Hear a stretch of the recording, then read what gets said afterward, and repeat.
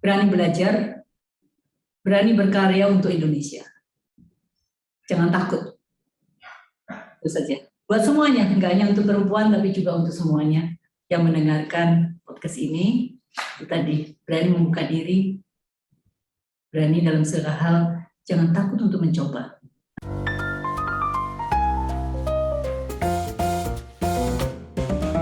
Jejak karir Dr. Lena Sulistianingsih dimulai setelah lulus sebagai sarjana ekonomi dari Fakultas Ekonomi Universitas Indonesia pada tahun 1995.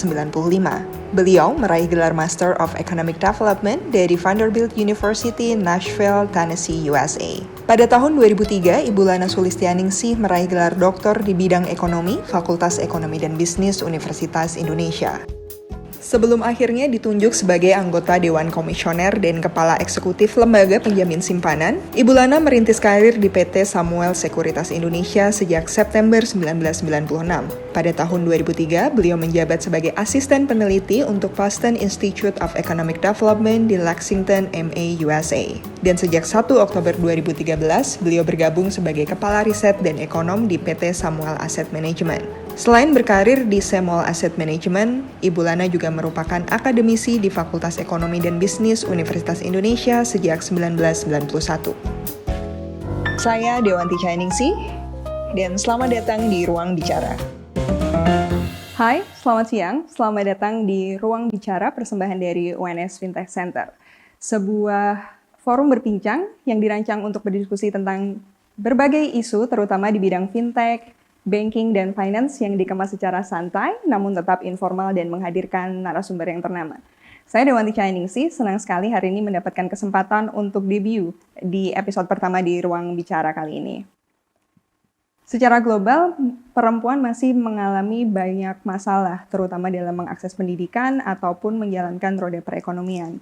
Dan hari ini sudah hadir bersama kita narasumber ternama dan sangat terpercaya tentunya. Beliau adalah Dr. Lena Sulistianingsih, anggota Dewan Komisioner merangkap Kepala Eksekutif LPS. Dan acara kita pada siang hari ini juga merupakan sponsored fully by LPS atau Lembaga Penjamin Simpanan. So, tanpa usah berlama-lama, mari kita sapa Ibu Lena. Selamat siang, Bu Lena. Selamat siang, Mbak. Senang sekali Bu bisa bertemu dengan Ibu di siang hari ini dan terima kasih sudah menyempatkan waktunya untuk bergabung dan nantinya berdiskusi dengan kita di acara pada siang hari ini. Sama-sama, senang juga ketemu dengan Mbak Dewanti dan para pemirsa ya. Iya betul Ibu. Dan mungkin bisa kita mulai aja ya Bu ya, mulai nanya dari akhir-akhir ini gitu, bagaimana kabar Ibu nih, secara personal maupun juga profesional? Ya, alhamdulillah saya dan teman-teman di LPS saat ini dalam keadaan baik. Ya, kita ketahui bahwa 3 tahun terakhir kita menghadapi pandemi ya, dan banyak dari teman-teman kita, saudara-saudara kita yang barangkali waktu itu terpapar dan alhamdulillah sudah sehat. Ya, memang pandemi ini tidak hanya berdampak kepada kehidupan personal tapi juga profesional, dan itu dirasakan, saya yakin tidak hanya saya tetapi juga semua teman-teman di LPS maupun teman-teman lain yang juga bekerja mengalami perubahan di dalam perilaku kita bekerja. Seperti kita ketahui, kita kan banyak bekerja dari rumah, WFH ya, working from home. Nah, ini tentu akan cukup menantang karena kita harus mengatur waktu antara kita ada di rumah tapi tetap bekerja, sementara di saat yang sama perlu ada perhatian juga kepada keluarga mungkin anak-anak membutuhkan perhatian yang pada saat sama mungkin kita juga harus bekerja. Nah, ini satu tantangan yang sangat menarik ya buat kita semua. Ya, alhamdulillah kita bisa melaluinya dengan baik. Insya Allah pandemi ini akan menjadi endemi sehingga kita bisa difokus lagi dalam menata perubahan perilaku bekerja kita tadi ya, secara profesional tetap menjalankan tugas walaupun bekerja secara dari rumah maupun juga sebagai tugas di rumah sebagai ibu, sebagai istri.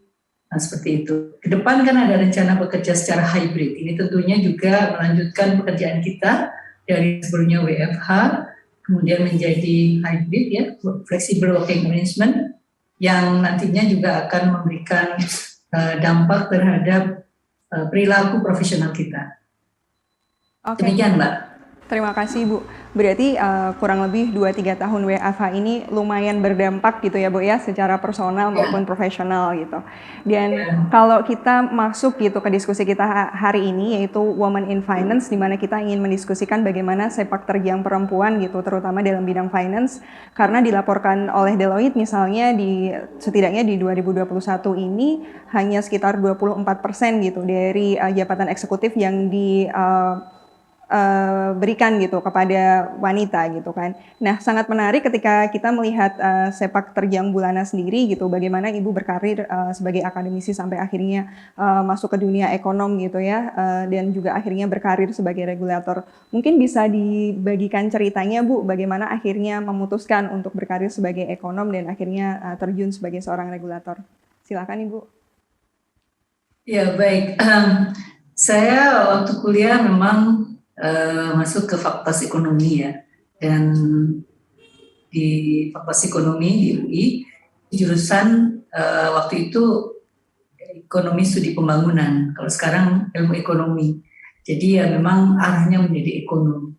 Ya, saya menikmati kehidupan sebagai ekonom dari mulai saya ya kuliah, kemudian menjadi pengajar, dosen di Fakultas Ekonomi di Universitas Indonesia, dan sekarang pun juga tetap menjaga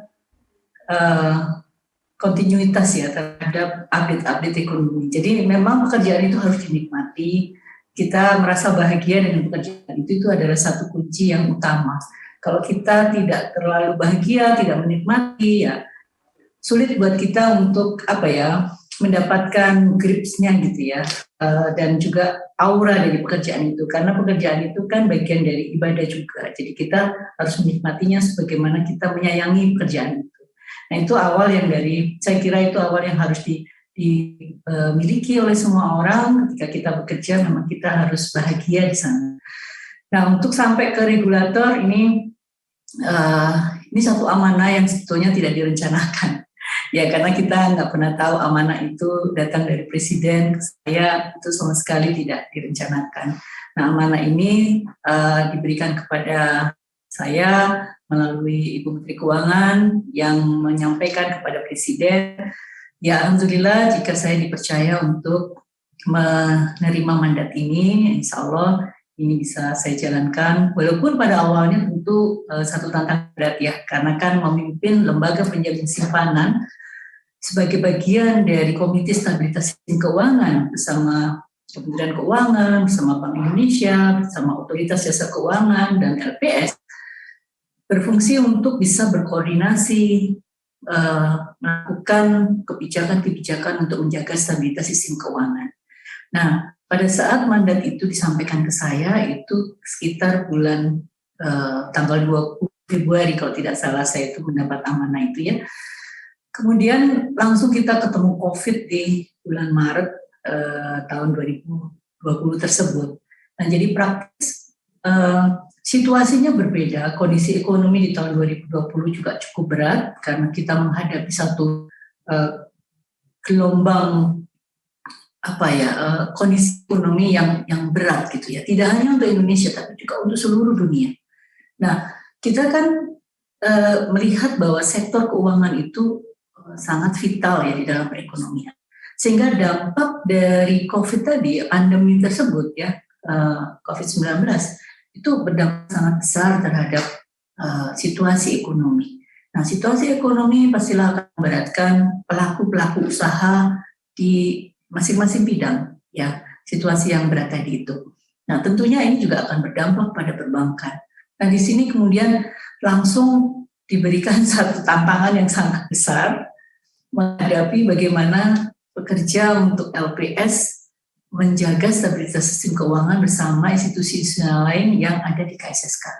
Nah ini setelah kita bisa melaluinya, alhamdulillah gitu ya, saya diberikan pengalaman yang luar biasa dari menjalankan tugas ini pada 2 tahun pertama kita menghadapi pandemi dan ini suatu amanah yang menurut saya sangat ya saya syukuri gitu ya, dalam arti bahwa saya bisa melihat bagaimana tantangan dalam menjalankan kebijakan-kebijakan tersebut. Kita tidak hanya bicara jangka pendek, tapi juga bicara jangka menengah dan juga panjang, dan ini sinergi antar kebijakan yang ketika saya menjadi ekonom dulu, itu saya bayangkan, aduh seperti apa yang menjadi pengambil kebijakan. Nah ini satu hal yang tentu merupakan satu tantangan yang besar. Nah kalau tadi Mbak Dewanti mengatakan bahwa baru 24%, saya kira kita jangan melihat angka, tetapi posisi-posisi ini tidak lagi bisa dilihat secara gender. Tapi bagi saya memang ini satu amanah yang saya patut syukuri, karena saya diberi kepercayaan untuk bisa menjalankan tugas di lembaga yang sangat prestis ini, di lembaga penjamin simpanan bersama dengan institusi-institusi lain yang di KSSK. Demikian, Mbak. Oke, Bu. Kalau tadi kan Ibu menjelaskan bagaimana akhirnya memasuki dunia ekonomi karena cinta gitu ya, sampai akhirnya karena memang menyukai bidangnya gitu, akhirnya meneruskan karirnya sebagai pendidik, kemudian ekonom, sampai akhirnya ke regulator gitu. Tapi mungkin pertanyaan yang sama juga ada bagi banyak orang di luar sana gitu. Bagaimana Ibu bisa mempertahankan rasa cinta itu? Karena kalau kita lihat Ibu mulai berkarir sebagai ekonom gitu ya, di SEM gitu, dari tahun 96 kalau nggak salah. Jadi kan it's quite long time gitu, Bu. Jadi adakah yang bisa dibagi mengenai bagaimana Ibu bisa mempertahankan, apa ya, kalau anak muda mungkin sekarang nyebutnya passion-nya nih, Bu. Bisa mempertahankan passion tersebut sampai sekian lama gitu. Iya, betul ya. Ya, bahasa kekinian memang passion tadi ya. Ya mungkin secara tanpa saya sadari ternyata memang saya memilih bidang yang saya memang jadi passion saya tadi, sehingga saya dari awal sampai saat ini saya menjaga betul bagaimana saya bisa menjadi ekonom. Nah awalnya memang karena tadi ya masuk fakultas ekonomi, tapi kalau waktu saya kuliah dulu itu kan kita nggak langsung dijuruskan, kita masuk secara bersama dulu sampai 3 semester, baru kita mengambil jurusan. Nah disitulah memang kesempatan bagi saya untuk memilih yang saya suka, yang saya cintai gitu, yang saya suka gitu ya. Nah saya memilih ilmu ekonomi. Yang waktu itu untuk yang ilmu ekonomi itu sangat terbatas ya, sangat sedikit, dari sekitar 200 mungkin mahasiswa awal angkatan pertama itu yang memilih untuk jurusan ekonomi studi pembangunan itu hanya 10% nggak sampai ya, hanya sekitar 18 orang itu yang betul-betul masuk ke studi pembangunan. Jadi benar-benar yang menyukai gitu. Nah itu sebabnya ya karena memang itu pilihan saya dan saya suka, dan sampai sekarang pun saya suka. Jadi memang awalnya harus suka dulu. Nah tapi bagaimana bisa menjaga kesukaan itu dalam waktu yang sangat lama. Nah, pekerjaan sebagai ekonom itu pekerjaan yang harus update terus-menerus. Kebijakan pada saat ini itu bisa saja tidak berlaku pada masa yang akan datang. Sehingga update tadi itu harus betul-betul kita penuhi sendiri. Saya senang membaca, sehingga saya harus membaca berita-berita, saya harus mengikuti berita setiap saat. Kalau saya nggak mengikuti itu, pasti saya miss. Jadi ada nuansa aura yang saya harus dapat dari berita itu. Jadi ketika saya membaca berita, saya pahami, jadi auranya itu masuk. Jadi nggak bisa kita meminta orang lain membaca tanpa kita ada di situ. Jadi kita harus terjun langsung, kita harus terlibat. Walaupun kita misalnya sebagai head-nya gitu ya, head of research misalnya. Kalau misalnya kita cuma dapat berita dari teman-teman kita, dari tim kita saja, itu nggak merasuk gitu loh ke dalam pemikiran kita, itu nggak bisa masuk, Mbak. Tapi kalau misalnya kita ikut membaca, ikut terlibat di dalamnya, kan dia merasuk ke dalam diri kita, kita bisa bicara enak, bisa berdiskusi dengan enak, dan bisa melakukan analisa dengan sangat baik. Jadi terlibatan kita secara personal di bidang itu harus kita update terus kita harus ikut dengan perkembangan zaman.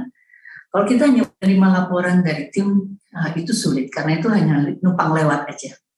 Nah itu sih bagaimana cara saya menjaga tadi mood saya untuk menjadi ekonom yang insya Allah masih saya lakukan sampai saat ini. Amin. Jadi kalau misalnya ditanya bagaimana mempertahankan karir yang sedemikian panjang gitu ya, jawabannya nggak cuma passion tapi juga require hard working gitu ya Bu ya, karena butuh untuk update informasi dan segala macam update di dunia ekonomi gitu. Nah, ya, satu lagi barangkali Mbak, itu mumpuni. Mumpuni, kalau bahasa Jawa apa ya itu mumpuni itu? Mumpuni. Itu mumpuni itu bahasa Jawa, kalau di bahasa Indonesia kan apa ya? Ya kita nggak boleh bosen lah. Iya betul. Ya kita nggak boleh bosan, kita harus tekun, kita ikuti satu persatu step-stepnya, nggak bisa itu ceritanya terus langsung naik ke lompatan paling tinggi gitu, nggak bisa. Jadi kita emang harus step by step ya, mungkin itu ya mumpuni itu kalau dikonotasikan disamakan itu adalah step by step.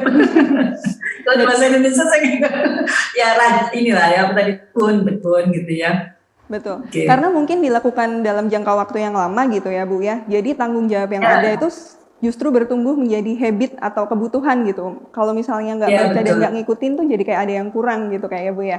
Ya, saya kira betul banget itu. Anyway Bu, kalau tadi udah ngomongin tentang bagaimana Ibu mempertahankan karir yang sedemikian panjang gitu kan, dan luar biasa bright gitu. Kesuksesan itu kan selalu diikutin dengan berbagai macam challenge gitu.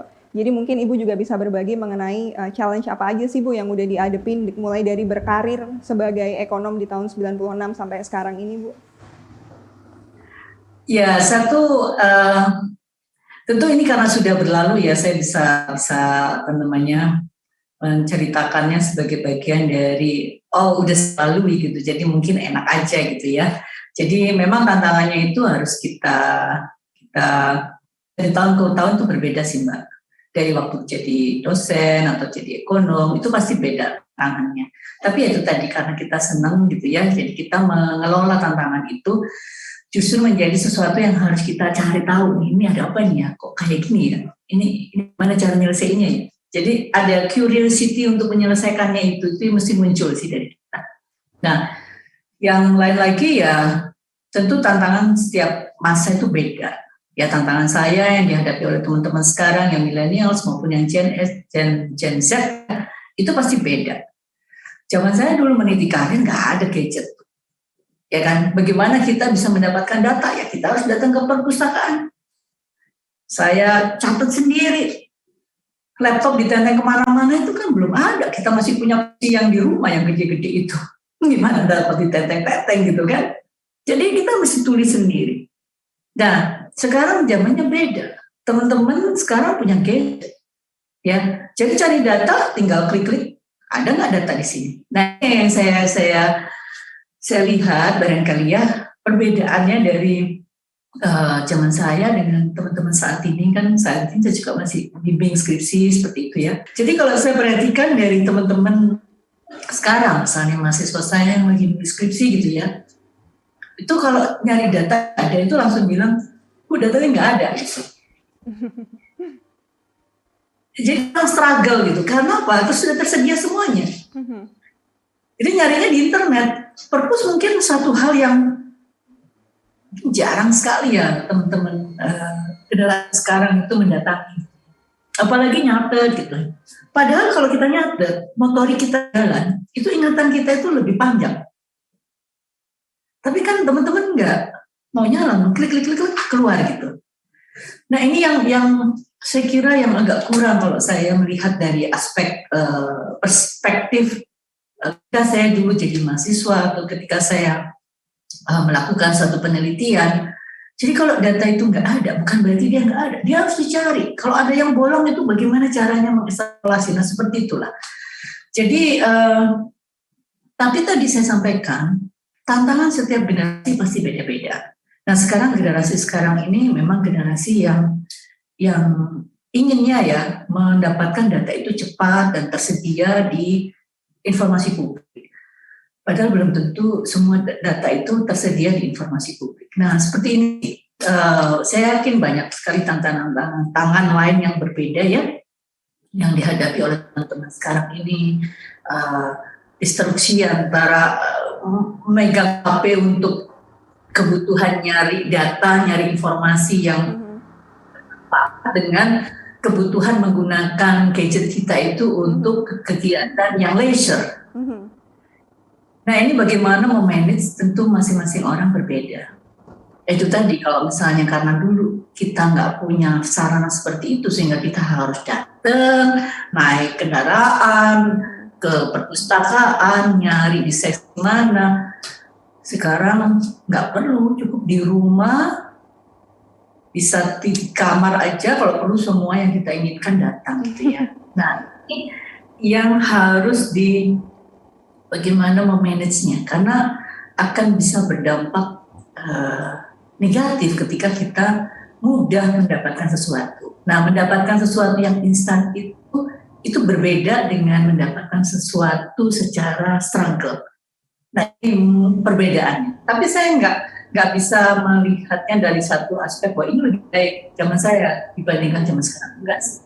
Karena memang kondisinya seperti ini sekarang. Cuma teman-teman, di saat kita sekarang dikelilingi dengan teknologi yang memudahkan kita harus manfaatkan.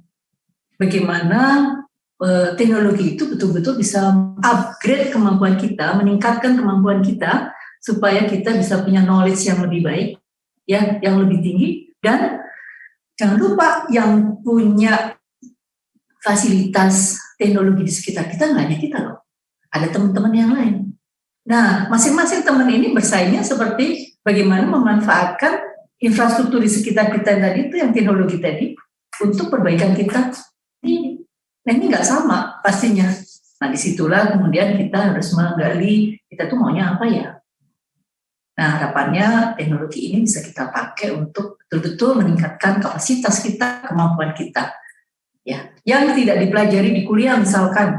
Kalau di kuliah itu kan kita belajar secara hard skill ya, textbook oriented. Kita nggak mendapatkan soft skill. Nah, itulah yang harus kita isi. Gap yang kita miliki harus kita isi dengan memanfaatkan teknologi tadi. Mudah-mudahan menjawab, Mbak.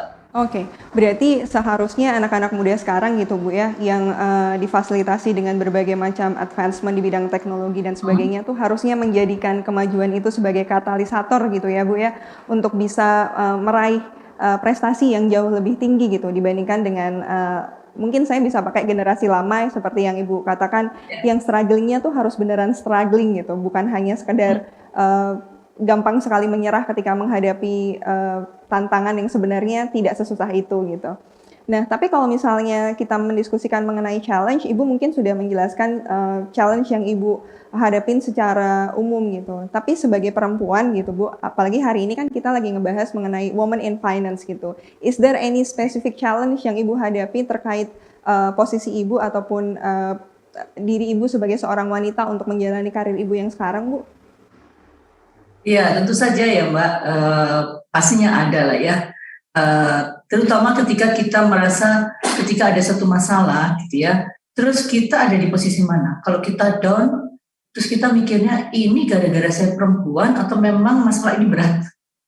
Yang seperti itu kan, ini agak susah dibedakan ya. Tapi seiring dengan waktu gitu, ya kita harus bisa memilah. Ini challenge yang istilahnya apa ya, bawaan perempuan gitu ya, atau memang challenge dari pekerjaan itu sendiri yang harus dipisah, dipilah-pilah ini bawaan perempuan atau bukan. Nah, dengan cara seperti itu kita akan bisa lebih kuat dalam menghadapi berbagai masalah. Jadi memang kita nggak bisa pungkiri bahwa perempuan itu punya sisi sensitif yang lebih tinggi ya dibandingkan laki-laki. Nah, bagi perempuan berkarya di Indonesia, saya yakin tantangannya nggak hanya sekedar masalah pekerjaan, ke masalah rumah tangga, masing-masing pasti punya masalah. Ada anak yang sakit mungkin, ada rumah bocor juga kadang-kadang begitu kan ya. Jadi urusannya itu memang banyak. Tapi saya yakin ya perempuan itu memang dilahirkan secara multitasking. Betul. Nah, yang multitasking itu bisa aja gitu. Somehow kita bisa manage gitu ya, bahwa kita bisa melaksanakan ini. Jadi tantangan pasti ada dari aspek tadi ya, perempuan kita sebagai ibu, sebagai istri, sebagai perempuan berkarya, tumplek jadi satu, itu pasti ada. Tapi sekali lagi saya yakini bahwa kita mendapat anugerah dari Allah Subhanahu wa taala, kita semua itu memang punya kemampuan untuk multitasking. Jadi percaya itu saja, kita insya Allah bisa atasi berbagai masalah tadi. Oke, sangat menarik nih poin yang disampaikan Bu Lena gitu ya, bahwa sebenarnya peran multitasking yang diemban wanita itu justru dilihat sebagai opportunity dan sebuah keberkahan gitu, sebuah kesempatan untuk bounce back gitu ya Bu ya, dengan jauh lebih strong gitu, karena memang itu satu privilege gitu ya Bu ya, yang tidak dimiliki oleh lelaki gitu misalnya. Nah Ibu, dan jangan berlarut ya, kalau kita ada punya masalah jangan larut-larut dipikirin gitu. Jadi Bu Lena juga ini ya Bu, experiencing dengan overthinking gitu, sebagai wanita kan kayaknya memikirkan banyak hal gitu, dan dalam jangka waktu. Jadi kayaknya memikirkan banyak hal ke depan yang belum tentu terjadi. Betul. Mungkin kalau bingung sendiri gitu. Mungkin alasannya, wah ini kan pemikiran visioner gitu ya, ke depan banget, tapi cuman kayaknya terlalu ke depan nih, jadi kayak justru bikin pusing untuk diri sendiri. Ya betul, terus butuh teman curhat, kayak gitu-gitu dikurangin deh. Karena nggak selamanya masalah itu harus dicurhatkan. Dipikirkan bisa, kemudian diamati, ini perlu diteruskan apa nggak di pemikirannya. Udahlah, gitu boleh. Emang gue pikirin gitu loh.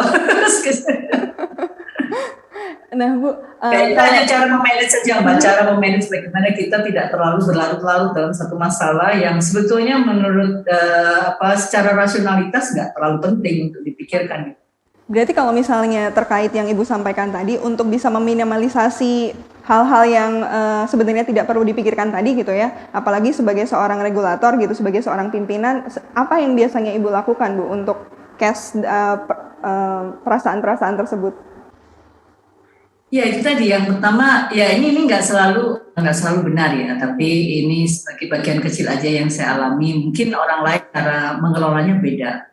Kalau saya cara mengelolanya memang saya pikir dulu sementara ini masalah ini kayak apa ya. Saya perlu mengatasinya seperti apa gitu ya. Jadi saya suka nyoret-nyoret ya, memang pada dasarnya saya suka nyoret-nyoret. Jadi kalau ada satu masalah saya suka bikin cabang-cabang gitu lah, kayak bikin materi kuliah gitu. Saya identifikasi ini yang mana. Kemudian kalau memang itu perlu saya diskusikan ya, saya akan diskusikan setidaknya sama teman saya. Itu yang saya diskusikan. Saya tanya pandangan dia, menurut kamu gimana nih gitu ya. Saya tanya gitu. Kalau perlu dipikirin nggak? Apain dipikirin? Bikin susah aja. Ya udah, kayak gitu. Nah, partner saya itu yang paling utama memang suami saya ya, karena dia laki-laki pastinya ya, dan dia bisa melihat perspektifnya dari laki-laki. Nah, saya agak masih bawaan perempuan itu masih ada, sehingga saya perlu pandangan gitu dari sisi laki-laki. Jadi kalau masalah gitu saya coba pilah-pilah sih ini masalah seperti apa. Tapi ya memang nggak bisa, kadang-kadang nggak bisa ditulis juga on the spot. Misalnya harus ada masalah ya saya harus selesaikan, ya nggak bisa lagi dirancang ini yang mana gitu ya. Gitu sih Mbak. Tapi saya yakin teman-teman yang punya cara juga ya bagaimana. Biasanya kalau kita sudah terbiasa ketemu juga sih clue-nya. Oke. Bu, tadi kan di depan Ibu mendiskusikan ketika saya bring up tentang isu bahwa tidak banyak wanita yang menduduki posisi-posisi eksekutif gitu di lembaga keuangan, baik di perusahaan swasta ataupun di regulator gitu ya. Walaupun Indonesia harusnya tetap bisa bangga karena kita punya menteri keuangan terbaik di dunia dan posisi-posisi eksekutif bahkan di Bank Indonesia dan juga di OJK dan juga LPS itu setidaknya ada representasi dari perempuan. Tapi tetap saja secara statistik kan masih cukup rendah gitu. Bahkan penelitian yang dilakukan oleh The Economist gitu, misalnya di kurang lebih 3 tahun lalu menyebutkan bahwa ada yang namanya gender job divide gitu, bahwa perempuan itu dibayar 15% jauh lebih rendah dibanding laki-laki, bukan pada bidang yang sama gitu, tapi perempuan memilih bidang pekerjaan yang berbeda gitu. Nah, menurut Ibu sendiri, fakta yang seperti ini tuh seperti apa, Bu? Iya, Kalau saya merujuk pada fakta di LPS, ini nggak ada perbedaannya, Mbak. Perbedaannya hanya tergantung pada pangkat dan jabatan aja. Alhamdulillah kita di LPS tidak mempunyai perbedaan seperti itu. Oke. Tapi kalau di tempat lain saya nggak tahu. Jadi kalau saya melihat di LPS, alhamdulillah saya berada di tempat yang tepat. Buat teman-teman semua di LPS yang mendengarkan acara ini, semua telah ditetapkan secara ada ukurannya lah. Oke. Jadi semuanya itu merit based system ya Bu ya, tidak berdasarkan gender laki perempuan harus bisa mendapatkan siapa yang lebih tinggi gitu, tapi mereka yang memang qualified gitu, mereka yang punya requirement yang memenuhi itu mampu gitu mencapai posisi apapun baik itu lelaki maupun perempuan gitu ya Bu. Ya, paling tidak di LPS ya, karena skalanya udah jelas. Nggak ada perbedaan, nggak ada kemudian kalau perempuan skala sekian, kalau laki-laki skala sekian, nggak ada itu. Yang ditetapkan adalah merit sistem betul-betul. Misalnya pangkat sekian, jabatan sekian, berapa besarnya, itu sama untuk semua laki-laki dan perempuan. Di LPS ya, di Lembaga Penyemsipan. Tapi kalau misalnya Ibu melihat gitu ya, sekarang sudah 2022, berbagai macam perkembangan sudah ada gitu, dan banyak orang yang sudah memprediksi bahwa peran wanita sudah ada kok gitu kan, woman empowerment juga sangat ada enforcement gitu dari pemerintah, baik di level nasional maupun internasional gitu kan. Dan menurut Ibu tuh masih perlu nggak sih kita mendiskusikan antara perbedaan gender, kemudian gender equality gitu. Menurut Ibu seperti apa? Masihkah kita perlu bring up those kind of issue gitu? Iya, saya paham. Mungkin di banyak negara masih ada ya perbedaan tersebut, isu gender itu masih menjadi isu yang utama gitu ya. Tapi kalau kita lihat di Indonesia ini, saya kira luar biasa ya perkembangannya ya. Ya kalau kita melihat perjuangan dari pahlawan kita, Raden Ajeng Kartini pada zaman itu, bisa dibayangkan memang perbedaan itu sangat besar itu gapnya. Tapi kalau kita lihat sekarang ini enggak ya Mbak ya, saya enggak melihat ada perbedaan yang signifikan ya, kecuali kita sendiri yang membatasi, artinya perempuan itu sendiri membatasi. Sebetulnya ruang untuk berkembang terbuka sama. Ya, tinggal bagaimana kita menyikapi dan memanfaatkan opportunity itu menjadi realisasi.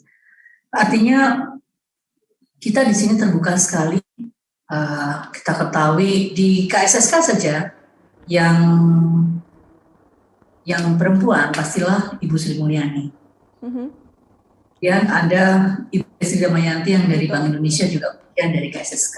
Kemudian ada Bu Nur Haidar di di OJK. Ya. Kemudian ada saya juga di LPS. Jadi potensi itu ada, gitu. Gak harus dilihat laki atau perempuan. Bahwa kebetulan yang masuk perempuan, saya kira itu memang by merit, dia bisa merit system, dia bisa naik ke atas. Bahwa kemudian yang naik di situ adalah laki-laki, ya by merit system dia laki-laki. Memang kalau kita lihat dari populasi, ini kan sebagian besar, misalkan yang angkatan saya gitu ya, yang waktu itu sama-sama kita kuliah, dia lebih memilih misalnya menjadi ibu di rumah. Tapi menjadi ibu di rumah jangan dilihat bahwa dia nggak berkarya. Dia justru berkarya besar, mencetak anak-anaknya menjadi anak-anak yang terbaik di kemudian hari. Dan itu nggak bisa dinilai dengan uang. Kalau kita bekerja, kita menjadi pimpinan di suatu institusi, ada nilai uangnya. Tapi membuat investasi pada sumber daya manusia, human resources pada anak-anak, dan dia nanti anak-anaknya menjadi anak-anak yang bermanfaat, berguna, itu nggak bisa dinilai dengan uang. Dan menurut saya itu luar biasa. Jadi bukan berarti kemudian kalau kita mendapatkan amanah menjadi pimpinan di satu institusi, itu lebih baik daripada ibu di rumah yang mendidik anak-anak. Itu sama beratnya, bahkan ibu di rumah itu jauh lebih berat, Mbak.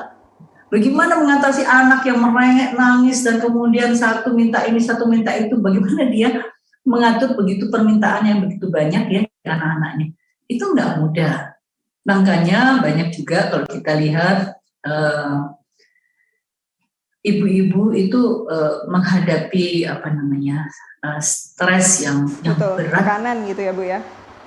Betul. belum nanti tekanan dari pihak lain. Jadi KDRT yang muncul di dalam rumah tangga, terutama yang dialami oleh ibu-ibu yang di rumah, pekerja rumah ini menurut saya nggak bisa dinilai dengan uang. Mereka fokusnya jauh lebih besar, gimana nanti mencetak anak-anaknya menjadi anak-anak yang terbaik. Itu sih Mbak. Jadi menurut saya kita harus membesarkan ya peran ibu rumah tangga ini. Oke, menarik sekali nih Bu diskusinya gitu mengenai bagaimana isu kesetaraan gender yang ada di masyarakat kita sekarang ini gitu ya.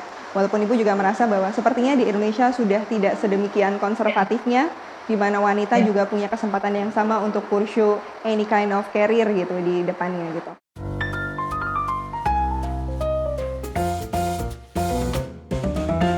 Nah Ibu, sekarang kita akan masuk ke segmen neko-neko, netizen kepo, di mana tim kami sudah menghimpun banyak sekali pertanyaan dari masyarakat yang sepertinya memang penasaran nih sama Bu Lana. Karena kalau nggak salah Bu Lana nggak punya Instagram pribadi ya Bu ya?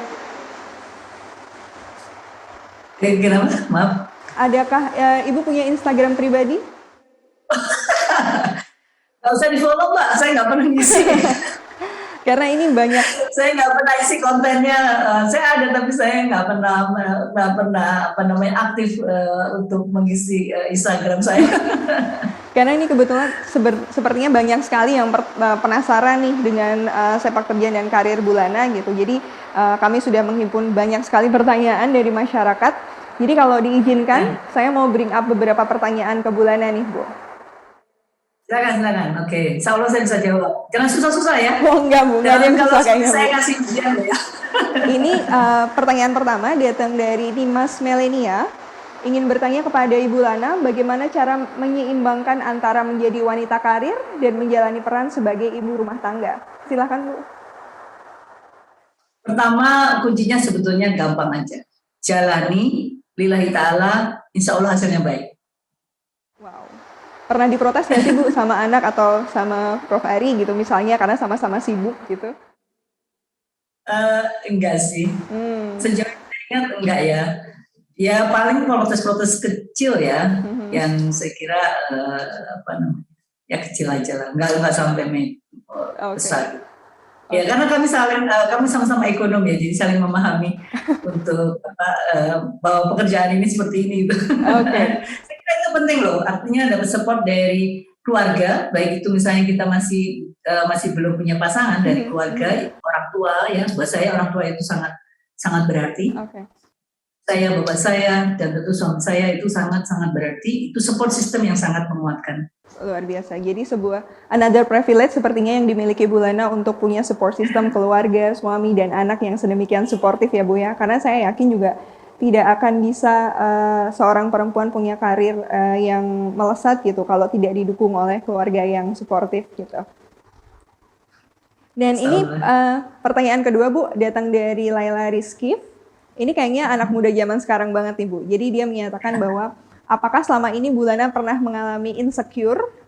Dan kalau iya, apa penyebabnya dan bagaimana cara mengatasinya? Silahkan Ibu. Oke. Ya, saya kira semua orang pasti merasa insecure, ya, hanya perempuan tapi laki-laki juga merasa bisa insecure ya. Kalau kita melihat ada ketidakpastian dalam hidup kita gitu ya, entah dalam terutama mungkin dalam pekerjaan gitu ya, itu pasti ada merasa insecure. Tapi ya itu tadi memang kalau kita percaya bahwa ini semua adalah sudah ada garisnya masing-masing, sudah ada plotnya masing-masing. Insya Allah kita bisa mengurangi insecure tadi. Tapi dalam hal misalnya, tadi kan relatif klise ya, sangat normatif gitu ya. Tapi dalam hal misalnya pekerjaan, memang bisa saja sih kita mengalami insecure. Tapi lagi-lagi itu tadi, ketika kita menghadapi insecure, kita mungkin punya posisi bagaimana melihat ketidakpastian tadi menjadi sesuatu yang positif. Misalnya gini, dalam banyak hal misalnya kita di-challenge gitu ya, ketika kita mengajukan pendapat, ada orang lain berbeda pendapat dengan kita. Terus sikap kita gimana? Kalau kita menganggap bahwa orang ini nggak suka sama saya, itu memperburuk kondisi. Tapi kalau kita melihat, oh ada sisi pandang lain yang nggak saya pikir sebelumnya. Oh ada orang lain berpikir seperti ini. Saya mikirnya misalnya A, orang lain mikirnya sebetulnya B. Oh rupanya ada pemikiran yang lain ya selain A. Ada juga B. Kita adopsi itu, kita bawa ke dalam konteks kita tadi, melihat insecure tadi. Tantangan tadi itu nggak harus kita pahami sebagai hal yang jelek atau hal yang negatif.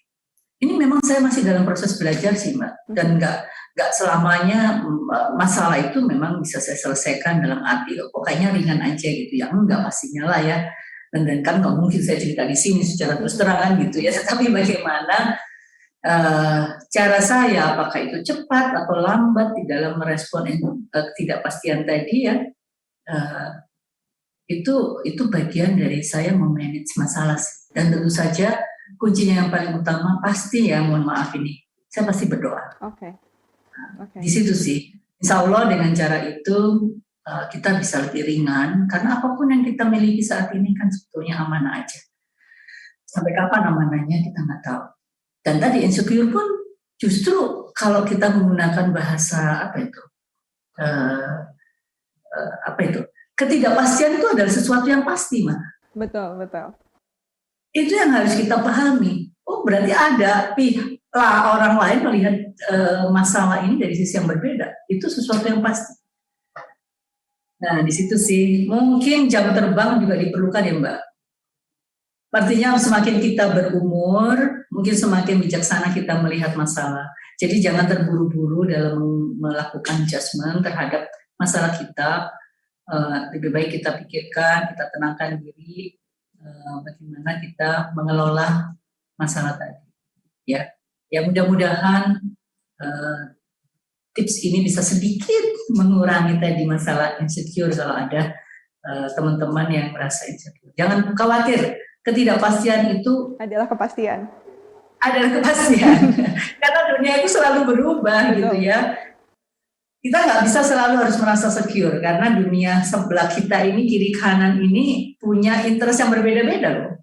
Kita nggak bisa memanage semua orang punya interest yang sama dengan kita. Betul. Jadi harus open minded ya Bu ya. Iya betul. Dan itu harus kita betul terbuka, open minded. Kita melihat orang lain punya pemikiran A, B, C. Saya kebetulan biasa diskusi ya. Saya mungkin karena biasa ngajar, saya minta mahasiswa saya menyampaikan pendapat. Ya saya mungkin bisa mendapatkan komplimen, tapi juga bisa mendapatkan cercaan dari mahasiswa kan nggak macam-macam kan, mahasiswa bisa menilai dosennya macam-macam, dosen A baik, dosen B jelek. Ya itu kita tangkap sebagai hal yang baik semua. Tuh supaya kita bisa berubah, supaya kita melihat ada perbaikan. Itu sih Mbak, jangan lama-lama merasa insecure, itu nggak baik. Tapi saya rasa memang butuh jam terbang ya Bu ya, karena akan semakin banyak experience gitu, jadi semakin tahu template-nya. Oh kalau seperti A tuh berarti harus dihadapin cara B gitu. Dan saran yang luar biasa dari Bu Lana untuk tetap open minded gitu, sehingga tidak hanya merasa bahwa porosnya di diri sendiri gitu ya, tapi juga egosentrisnya dikurangin, dan jangan lupa untuk selalu berdoa kepada yang memberikan hidup ini gitu. Ya betul. Nah itu tadi egosentris itu benar sekali Mbak Dewanti malah yang tahu. Bu, ini kita kalau diperbolehkan ada pertanyaan lagi dari netizen, dari Mbak Aura 1026. Pertanyaannya bagus banget nih Bu. Apakah impian atau mimpi Bu Lana yang belum tercapai dalam hal perekonomian atau kondisi di Indonesia ini? Silahkan Bu. Terkait perekonomian ya. Ya, ada memang, yaitu equality. Oke.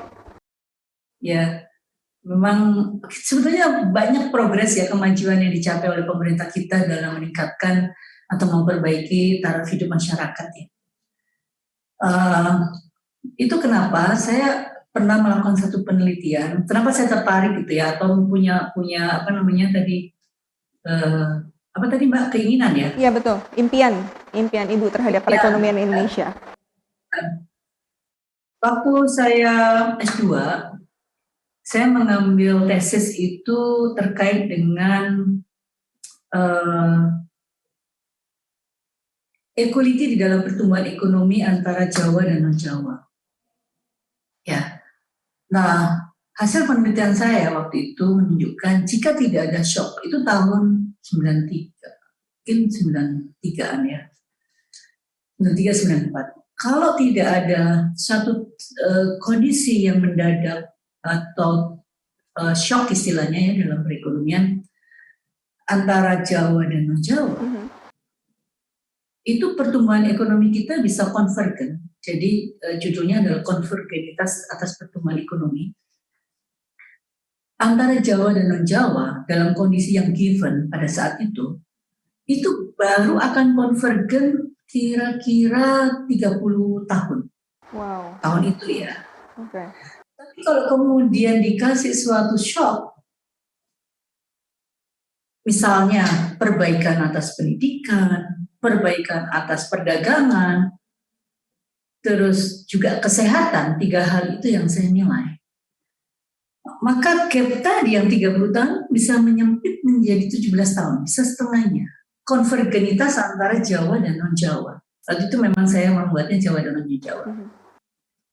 Nah, jadi sangat menarik ketika conditionality itu ditumbuhkan, itu bisa meningkatkan perbaikan dari taraf hidup masyarakat. Karena pertumbuhan ekonomi kan pasti dampaknya itu pada pendapatan masyarakat. Betul. Ya. Nah, paper itu ternyata menarik minat Bank Dunia. Dan ketika Bank Dunia itu membuat annual report untuk Indonesia di tahun 97, saya diminta oleh Bank Dunia untuk melanjutkan paper itu sampai suatu tahap tertentu, dan saya diajak berkolaborasi riset dengan salah satu ekonom terbaik di Bank Dunia di Indonesia waktu itu. Wah, benar-benar buat saya itu suatu komplimen yang sangat besar ya. Tapi lepas daripada bahwa paper itu memang menjadi isu di saat itu ya tahun 97, memang masalah equality ini menjadi sangat penting dalam perekonomian kita. Ketika kita melihat di satu sisi ada orang yang bisa mendapatkan pendapatan sebesar katakanlah ya PDB per kapita kita misalnya $3.000-4.000 per tahun, tapi di satu sisi ada orang yang masih jauh di bawah itu. Nah, ini menimbulkan efek sosial yang sangat tinggi. Nah, saya bersyukur ya pemerintah kita terus-menerus dari waktu ke waktu memperbaiki equality kita dengan equity. Nah, satu hal, waktu saya begitu dulunya itu percaya pada equality itu harus betul-betul diutamakan di dalam kebijakan ekonomi kita. Di awal pemerintahan Pak Jokowi yang pertama, Pak Jokowi itu justru mencetuskan suatu pemikiran yang lain. Bukan equality, tetapi equity. Oke. Equity beda dengan equality. Jadi yang bisa kita gambarkan, misalnya kita itu berada di luar lapangan nih, kita pengen nonton bola. Ada 3 orang, misalnya ya, ada orang yang tinggi, ada orang yang sedang, dan ada orang yang relatif lebih pendek. Nah, kalau equality, kita dikasih papan atau istilahnya apa, dengklek gitu ya, kursi kecil yang tingginya sama Mbak. Equality kan?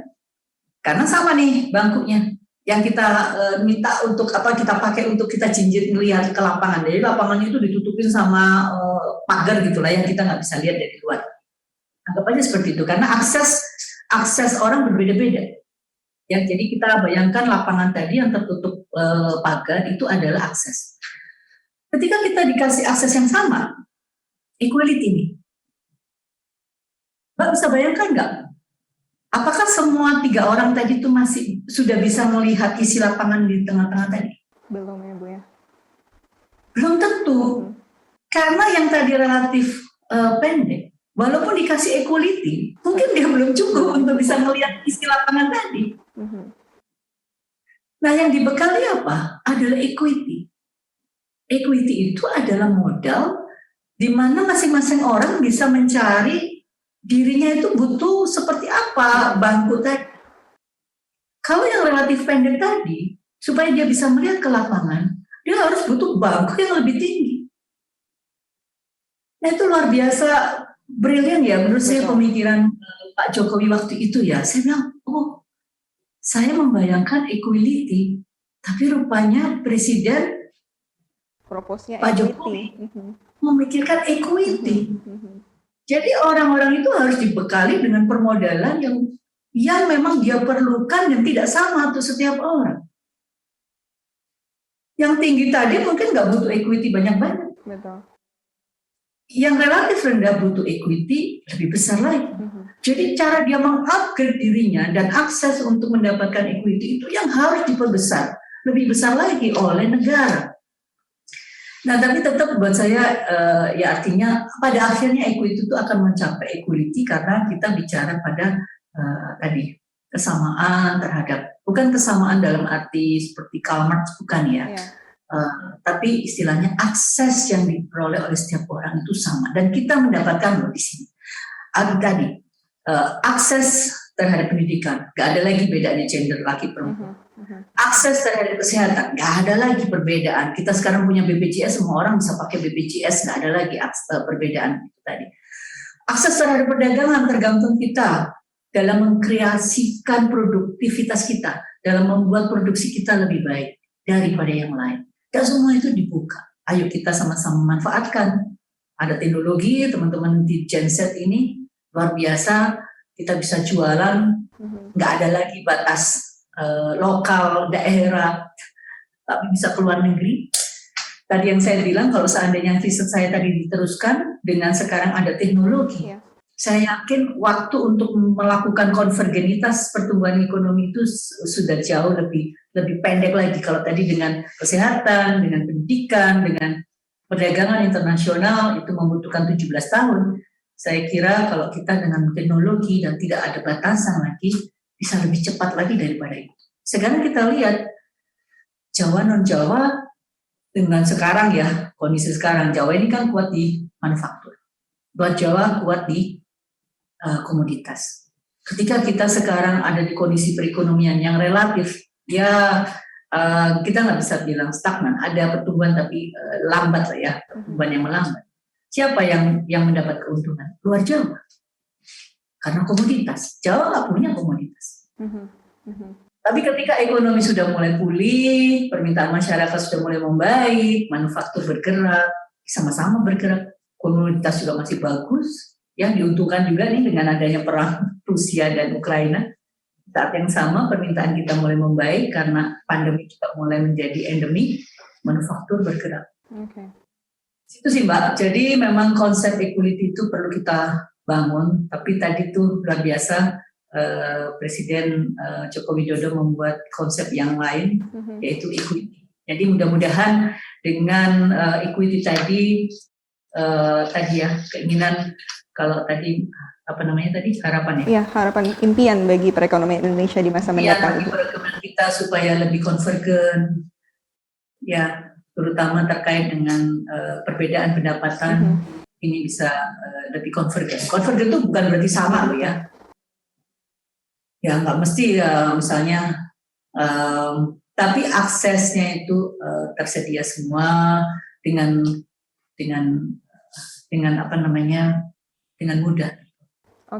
Itu sih Mbak. Jadi aksesibilitas yang mudah itulah yang perlu kita kembangkan terus-menerus. Luar biasa, terima kasih Bu. Nah, pertanyaan selanjutnya ini datang dari Mbak Alifah. Saya rasa ini juga akan relate terhadap konsep equity yang Ibu sampaikan gitu ya.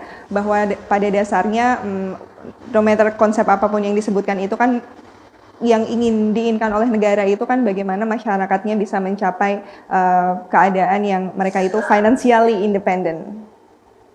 Gitu. Dan menurut Ibu sendiri, apakah yang bisa kita lakukan untuk bisa meningkatkan financial independence, terutama dari sisi perempuan itu sendiri, Bu? Iya, sekarang luar biasa, Mbak. Zaman saya dulu kalau nggak bekerja di kantor, katanya nggak bekerja ya. Zaman saya loh ya. Sekarang gimana? Nggak ada lagi tuh. Jadi jangan surut. Bekerja di rumah, wah luar biasa kreativitasnya. Mungkin pada sebagian besar para pekerja wanita pengen tuh, aduh kalau di rumah saya bisa bikin kue, kuenya saya jual. Atau saya bisa bikin apa ya yang menjadi keahlian saya gitu, bisa saya jual. Dan sekarang jualan luar biasa ya. Saya perhatikan, saya punya IG, tapi saya banyak menggunakan IG saya itu mencari, ya mungkin karena bakat saya ekonom ya Mbak ya. Jadi saya melakukan ground checking. Oke. Saya nggak perlu lagi ke mall. Dulu saya melakukan ground checking ke mall, Mbak. Saya melihat kondisi perekonomian itu seperti apa itu datang ke mall. Bukan untuk belanja. Saya mau lihat, saya benar-benar perhatikan orang-orang itu. Mereka datang untuk belanja, belanjanya apa. Itu bagian saya untuk melakukan check and recheck atas analisa ekonomi saya. Benar nggak sih konsumsi rumah tangga itu naik gitu ya? Nah sekarang dengan teknologi saya bisa ngecek pakai IG. Ya tentu saja saya harus membeli ya baru tahu kondisinya kita. Saya harus tanya lah, saya tanya gitu kan. Barang ini ada apa enggak? Oh maaf Kak, saya masih dipanggil kakak ya. Karena nggak tahu ya, nggak apa-apa sih, sudah ada gitu ya. Kak, udah sold Kak. Oh ya alhamdulillah gitu ya. Saya cari lagi. Jadi sekarang ini ya belakangan ini udah banyak loh yang sold. Oke. Kalau nggak sold resiko saya beli gitu ya. Saya ground checking saya seperti itu. Nah kita tahu bahwa IG itu adalah industri rumah tangga. Yang tadinya nggak bisa jahit, maksa bisa jahit. Jadi saya punya ya, jadi agak sedikit ini nih, ya, apa namanya? Apa tuh Bu? Saya punya IG yang saya ikut, bukan saya follow, saya nggak follow, tapi saya suka perhatikan barang-barangnya gitu ya. Nah, tentu saja saya suka beli juga. Jadi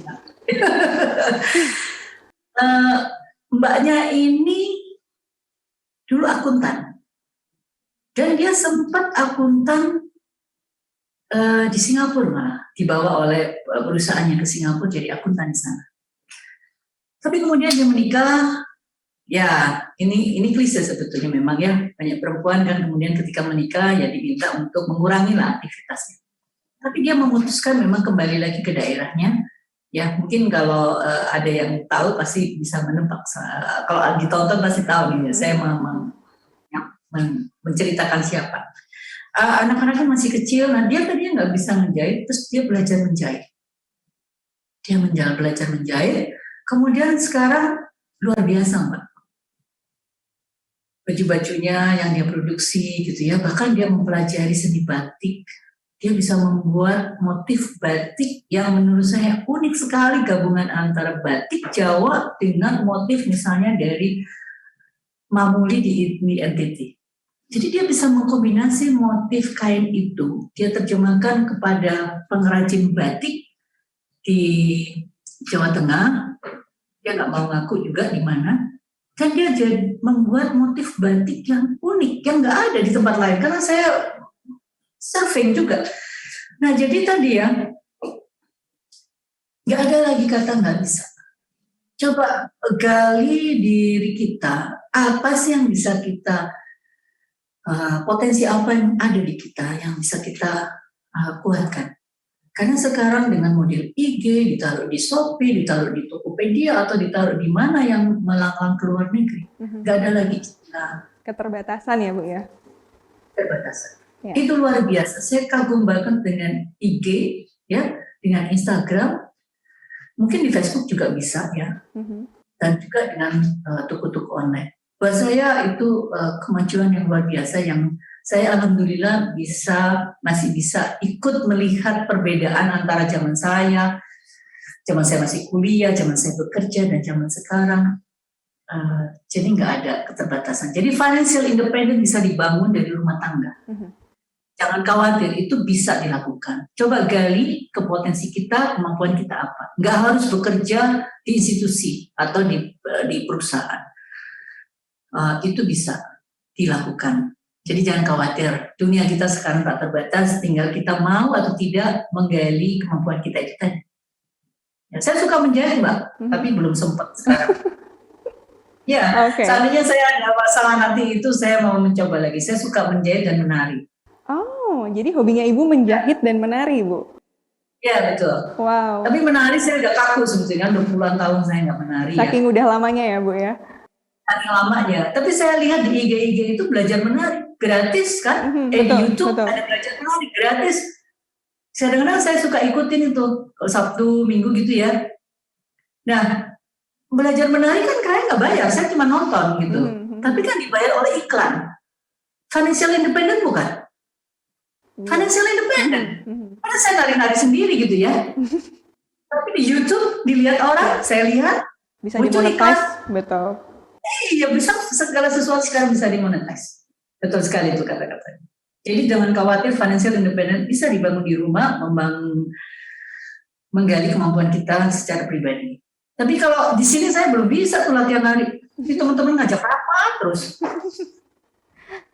Wah iya nih, berarti harus dikurangi jam merapatnya ya Bu ya, supaya ada aktualisasi diri gitu. Makanya saya menarinya di hari Sabtu atau Minggu. Tapi jangan dilihat dulu ya, saya nari musik aku.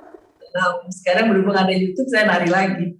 Bu, by the way Bu tadi kan menyebutkan sebenarnya Ibu juga punya akun Instagram pribadi nih Bu. Dan ternyata banyak banget nih dari netizen di luar sana yang kalau boleh nanti kita mau menampilkan Instagram pribadi Ibu karena banyak yang berpendapat bahwa banyak pejabat negara atau pimpinan institusi itu yang mereka justru mempromotkan lembaganya gitu kan, menjadikan media komunikasi gitu. Jadi mungkin Instagram Bu Lana nanti juga bisa menjadi ajang promotnya LPS gitu ya. Dan berbagai macam kebijakan. Pakai IG-nya LPS saja. Apa IG-nya LPS?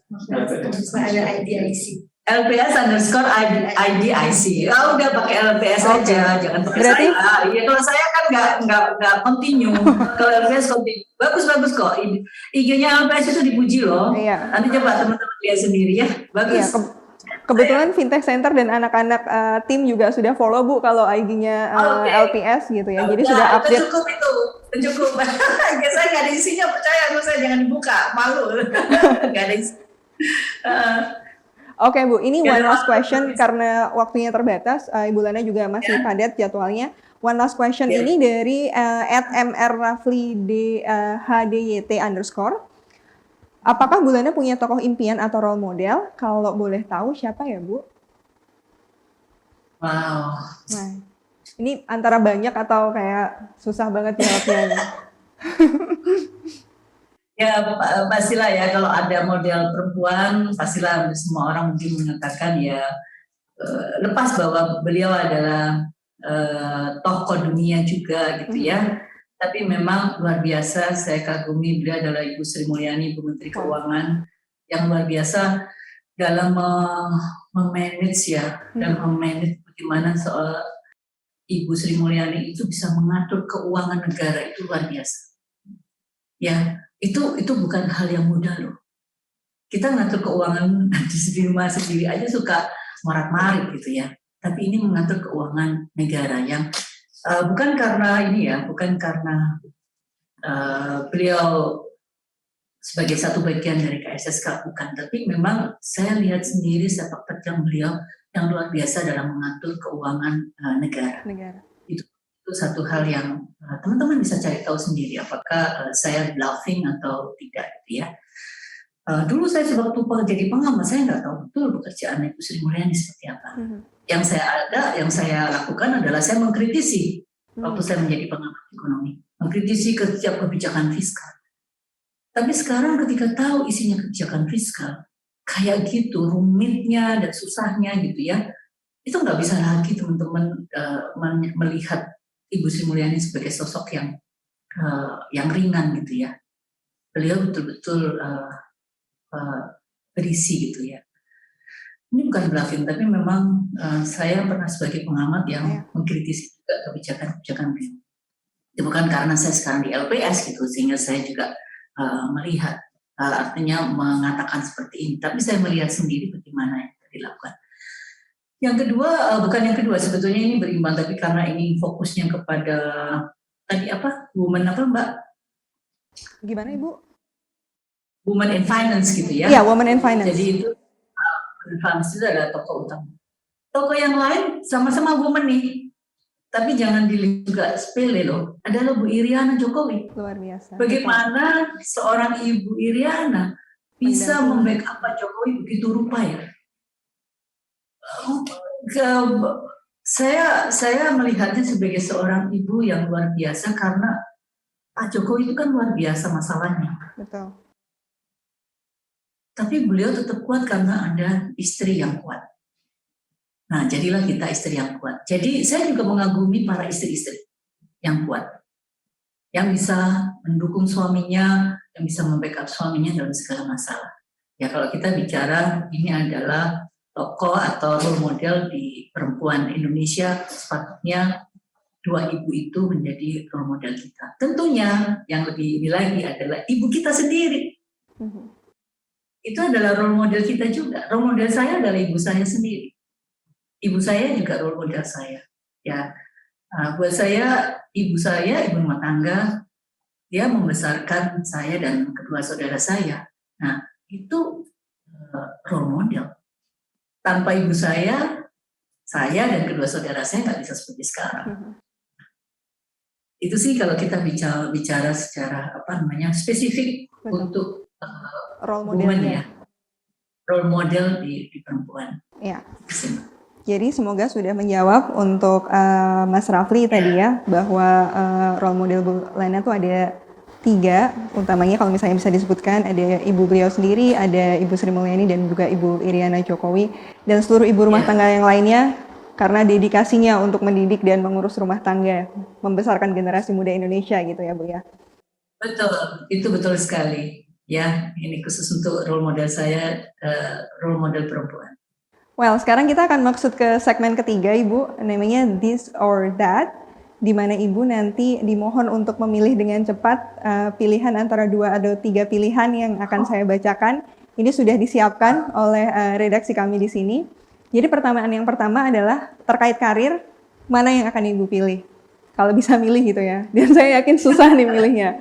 Antara menjadi dosen, praktisi, ataupun ekonom, ataupun regulator. Yang mana nih Bu? Saat ini regulator. Oke, saat ini regulator. Luar biasa jawabannya. Kemudian yang kedua nih Bu. Posisi saya regulator. Betul. Betul. Nah, pertanyaan yang kedua, karena sekarang udah zamannya segala macam praktis, Ibu pilih mana nih? Masak sendiri atau pesan makanan online? Pesan makanan online. Pesan makanan online. Karena saya nggak bisa masak. Saya nggak bisa masak. Kalau saya bisa masak, saya bisa masak sendiri. Mungkin karena nggak sempat masak aja kali Bu. Waktunya sudah terbuang untuk mengurusi lembaga yang jauh lebih besar gitu ya. Kemudian Ibu milih belanja online atau belanja offline? Online sekarang. Online. Seberapa sering Bu belanja saya sekarang? Saya banyak berharga untuk kegiatan yang lain. Oke. Lagi-lagi in the name of time efficiency ya Bu ya? Ya betul. Terus kalau misalnya liburan, Ibu milih liburan ke gunung atau ke pantai? Saya lebih suka ke gunung. Gunung. Last question Ibu, mau liburan di Indonesia atau liburan di luar negeri? Saya suka di Indonesia. Saya suka banget Jogja, Solo. Wah, berarti kalau Ibu main ke Solo kayaknya harus hubungin kita. Jangan ke Jogja atau Solo.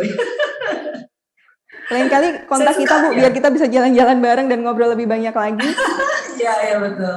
Karena sayangnya waktu kita terbatas dan kita sudah memasuki penghujung acara. Sekali lagi terima kasih Bu Lena atas kesempatannya untuk mengobrol, luar biasa sekali. Ini kayaknya kalau diterusin untuk menggali ilmu dari Bu Lena 3 hari juga nggak cukup. Dan one last statement mungkin dari Bu Lena untuk bisa menyampaikan pesan terhadap generasi muda ataupun utamanya kepada para wanita di Indonesia terkait mengejar karir dan kehidupan di secara general.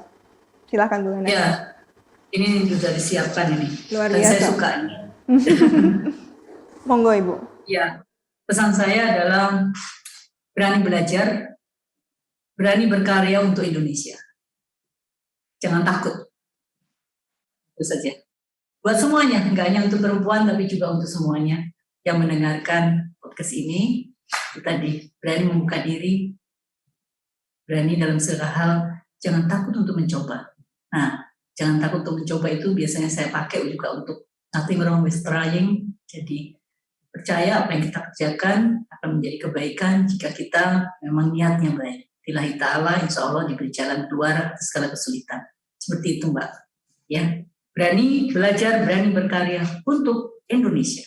Belajar dan berkarir untuk Indonesia, Dr. Lana Sulistianingsih. Terima kasih banyak Bu Lana atas kesempatan untuk belajarnya dan obrolan yang luar biasa selama beberapa menit terakhir ya, mungkin lebih dari 1 jam kami menyita waktu Bu Lana. Sekali lagi terima kasih banyak kesempatan belajarnya dan kita mengetahui bahwa posisi yang Bu Lana capai sekarang ini selaku CEO dari LPS, Lembaga Penjamin Simpanan, dan juga Member of Board Commissioner LPS, bukan satu posisi yang bisa dijangkau dalam jangka waktu yang singkat, tapi require hard working dan persistensi. Dan kita bisa tahu bagaimana LPS juga mewadahi kesetaraan gender, bahwa di sana terjadi merit based system, baik lelaki maupun perempuan punya kesempatan yang sama untuk mengejar impiannya. Sekali lagi terima kasih banyak kami sampaikan kepada LPS selaku sponsor utama acara ini, dan kepada Ibu Lana terima kasih waktunya. Saya juga ingin mengucapkan terima kasih kepada seluruh pendengar, dan jangan lupa bahwa obrolan kita ini bisa disaksikan langsung di YouTube Fintech Center, dan jangan lupa juga untuk follow Instagram UNS Fintech Center dan juga IG-nya LPS ya Bu, LPS_IDIC untuk memantau segala macam perkembangan dari kedua lembaga tersebut. Dan saya ingin menutup perbincangan kita pada hari ini dengan mengatakan bahwa selamat merayakan Hari Kartini untuk seluruh wanita Indonesia, dan let's support with love anyone behind. So, saya Dewanti Chianingsih, sign out. Terima kasih banyak dan Assalamualaikum warahmatullahi wabarakatuh.